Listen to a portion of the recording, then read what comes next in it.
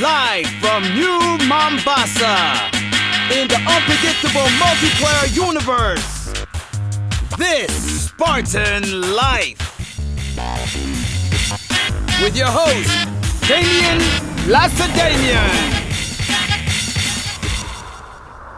This is our third webisode for SpikeTV.com, and we're a little behind schedule. Looks like Octobit's not quite set up yet, so we don't have the... Hey, watch your back. Jackie, can we do that later? The show started already. I take my orders from the crew chief. If you want to take it up with him, I have no problem with that. Right. Can we roll the theme music again, just so we have something while Octobit's setting up? I was told to put this thing stage right. That is exactly where I put it. You're shooting at me! Serpentine, Jackie, serpentine. I can't believe this. I've got quite a ways to go to get to the interview, so I better get going. Octobit, last one of the multiplayer map's a rotten egg. Be sure to watch the Videogame Awards on Spike TV on December 10th.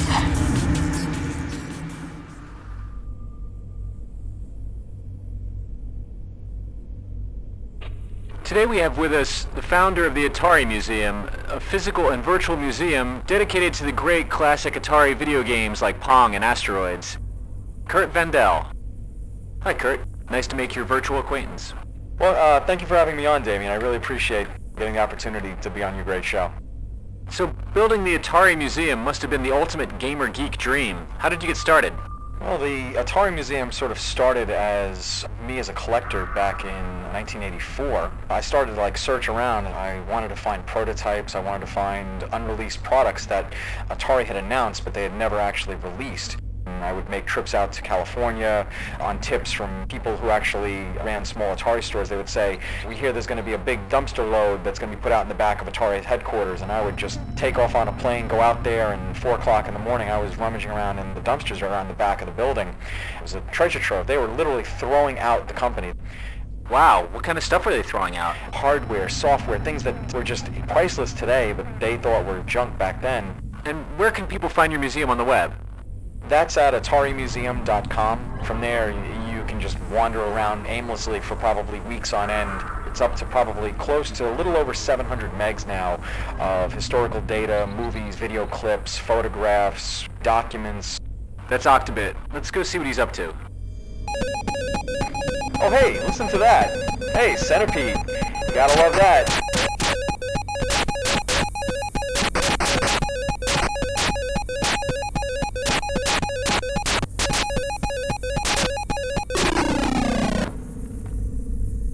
We better move on. Octobit doesn't like losing its centipede. So you were also the project lead on the Atari Flashback 2 console. What is the Flashback?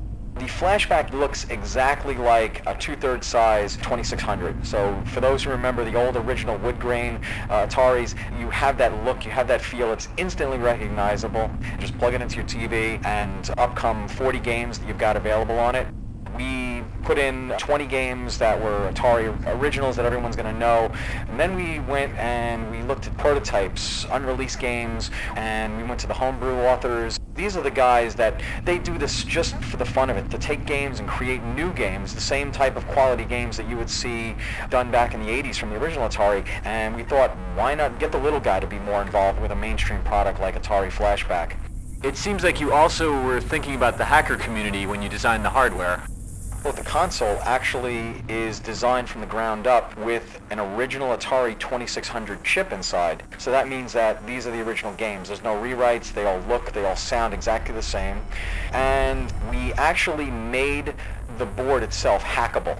You actually can hack a cartridge port right back onto the Flashback 2 console. So this gives your old cartridges a new life. Plug them right in and play them just like you did in the old days. There's something about that old Atari stuff that seems to draw people into the hardware. People want to explore, they want to poke around, they want to see, what can this do? What's hidden inside of here?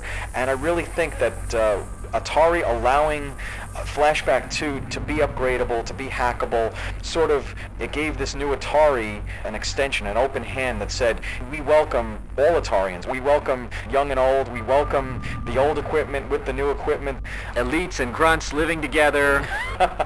As you probably know, on This Spartan Life, we're kind of fanatical about 8-bit music, which is music made on old game consoles like Nintendo's Game Boy or NES or Atari's 2600. Do you recognize this music Octobit's playing now? Oh, sure. It's Paul Slocum, his synth card, which is on the Atari 2600. Here's this little console that's 8-bit, 128 bits of memory. I mean, it doesn't even have K in it. It's got bits of memory. And he's producing incredible audio on what most people would look at and view as a very primitive platform. You know, I never noticed all the space junk floating around out there. Somebody ought to clean that up.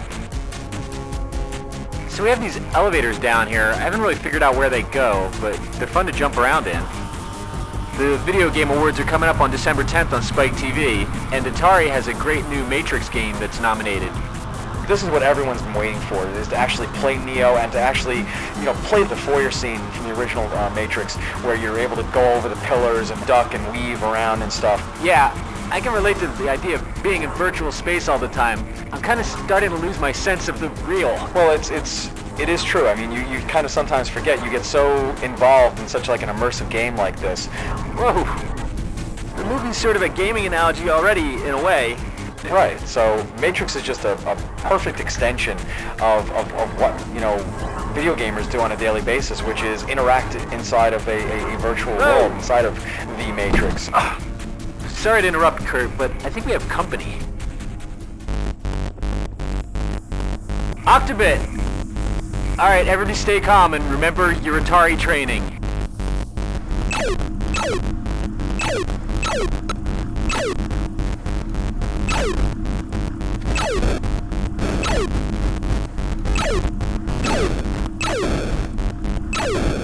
Ah, shit, I just killed the cameraman. Sorry, Peaches. But the question becomes, if you killed both the cameramen, do you still hear us talk? Oh, great.